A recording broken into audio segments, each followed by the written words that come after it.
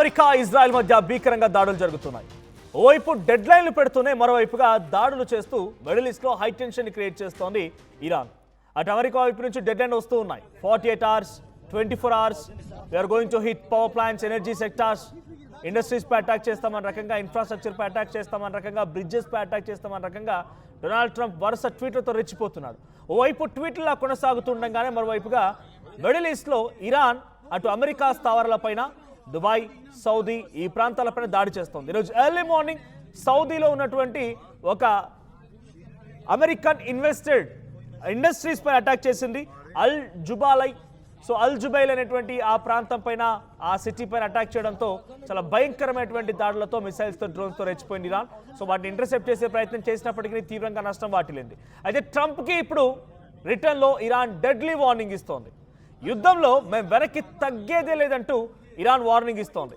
20 గంటల్లో రిటర్న్లో అమెరికానే కనుక లొంగిపోకపోతే, మీరు కనుక గడువులోగా లొంగిపోకపోతే మీ మిత్ర దేశాలన్నింటినీ కూడా నాశనం చేస్తాం. యుఎస్ మిత్ర దేశాలకి రాతియుగం అంటే ఏంటో పరిచయం చేస్తాం, 100 ఏళ్ళు వెనక్కి నెడతాం. అది మిత్రదేశమైనటువంటి యుఏఈ కానీ, సౌదీ కానీ, బనామా కానీ, బహ్రెయిన్ కానీ, ఇరాక్ కానీ, ఓమన్ కానీ, ఖతార్, కువైట్ లాంటి దేశాలు కూడా, ఇవన్నీ మిత్ర దేశాలుగా ఉన్న యుఎస్కి.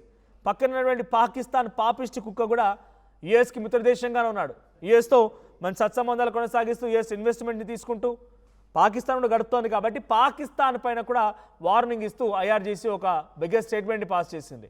మీరు కనుక 20 గంటల్లోనే, అంటే రేపు ఎగ్జాక్ట్గా ఇదే సమయానికన్నా భయంకరమైనటువంటి ఒక డెడ్ లైన్ విధించబోతోంది. దానిని విధించింది. ఈ సమయం వరకు ఆగి చూస్తుంది. లేదనంటే ఇక యుఎస్ మిత్ర దేశాలకి రాతియుగం నాటి కాలాన్ని పరిచయం చేస్తా అంటూ వార్నింగ్ ఇచ్చింది. అటు అమెరికా 24 గంటల టైం ఇచ్చింది ఇరాన్కి. ఇరాన్ ఏమో 20 గంటల టైమే ఇచ్చింది. ట్రంప్ కామెంట్స్ పైన ఐఆర్జీసీ సీరియస్ అవుతోంది.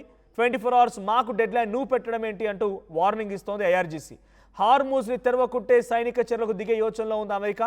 హార్మూజ్ని ఎట్టి పరిస్థితి తెరవాల్సిందే. హార్మూజ్ తెరవకపోతే బ్రిడ్జ్లు, పవర్ ప్లాంట్లు, ఎనర్జీ సెక్టార్ మొత్తం పైన దాడి చేస్తాం అమెరికా అంటుంటే, నువ్వు ఎలాగే చేస్తావు, మేము అలాగే దాడి చేస్తాం, మీ మిత్ర దేశాల మొత్తాన్ని కూడా బూడిద చేస్తామని చెప్పి ఐఆర్జీసీ వార్నింగ్ ఇస్తూ సౌదీలో ఉన్నటువంటి కొన్ని స్థావరాలపైన ఆల్రెడీ అటాక్ మొదలుపెట్టింది. సో 2 రోజుల క్రితం డొనాల్డ్ ట్రంప్ టైం పెట్టడమే కాదు, టైం దాటిందనంటే చాలా భయంకరమైనటువంటి నరకాన్ని చూస్తారంటూ కొన్ని పరుష పదజాలు కూడా ఉపయోగించి, కొన్ని బీప్ మాటలు మాట్లాడుకొచ్చారు. ఎఫ్ అనే పదం ఉపయోగించి, బి అనే పదం ఉపయోగించి, అసలు మైండ్ కాన్షియస్ దెబ్బతినిందా, డొనాల్డ్ ట్రంప్కి మైండ్ దొబ్బిందా అన్నట్టుగా ఆయన ట్వీట్ చేసినట్టుగా అర్థమవుతోంది. అనలిస్ట్ కూడా అదే చెప్తూ ఉన్నారు. సో అంత ఎక్స్ట్రీమ్గా చేసిన డొనాల్డ్ ట్రంప్ వార్నింగ్ని కూడా ఇరాన్ కనీసం లెక్కలోకి తీసుకోలేదు. నువ్వేం చేసుకుంటావో చేసుకో, నువ్వెంత పెద్ద పోటుగాడివైనా, ఎంత పెద్ద మొనగాడివైనా, నా దేశాన్ని నేను సంరక్షించుకోవడం కోసం 1కి 10 సార్లు చావడానికైనా సిద్ధమంటోంది ఇరాన్. ఇరాన్ ఇదే మాటతో పాటుగా అక్కడటువంటి యూత్ను కూడా యాక్టివేట్ చేసింది.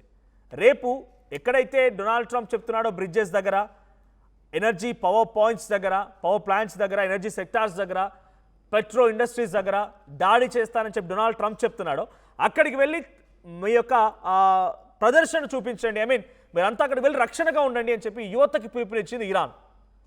ఇరాన్లో ఉన్నటువంటి సైన్యమే కాదు, ఇరాన్లో ఉన్నటువంటి సామాన్య జనం కూడా, మీరు వెళ్ళండి, మీ ఆస్తులను మీరు రక్షించుకోండి, ఈ దేశం సుభిక్షంగా ఉండాలి, దేశంలో మీరంతా బతికి ఉండాలనుకుంటే మీరంతా ఆర్మీతో పాటుగా నిలబడాలి.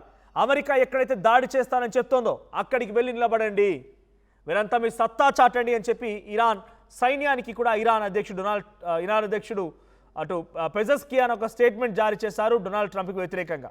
సో డొనాల్డ్ ట్రంప్ మాత్రం హార్మూజ్ని కనుక తెరవకపోతే సైనిక చర్యకు దిగుతాం, భూభాగానికి వచ్చి ఇరాన్ భూభాగం నుంచే ఇరాన్ని అంతమొందిస్తాం, B-2 బాంబర్లు కూడా ఉన్నాయంటూ డొనాల్డ్ ట్రంప్ మాట్లాడడం చూసాం.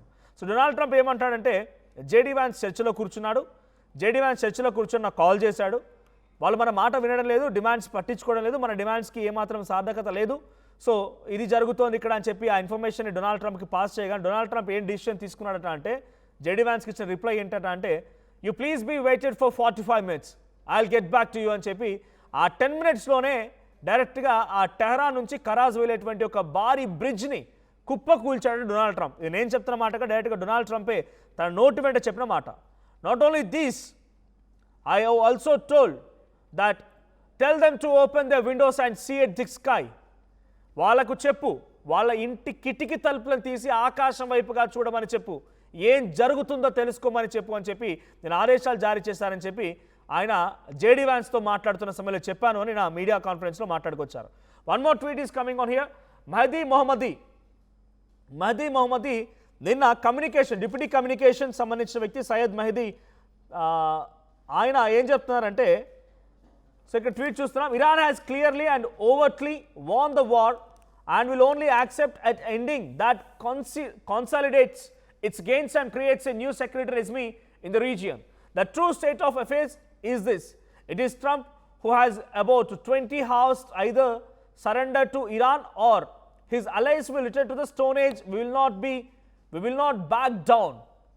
So మేము చెప్పిన విధంగా ఆల్రెడీ మేము వార్ గెలిచేసాం, యుద్ధంలో గెలుపు మాదే, కానీ అసలు ఏం జరుగుద్దు అనేటువంటి అంతిమం కోసం మేము చూస్తూ ఉన్నాం.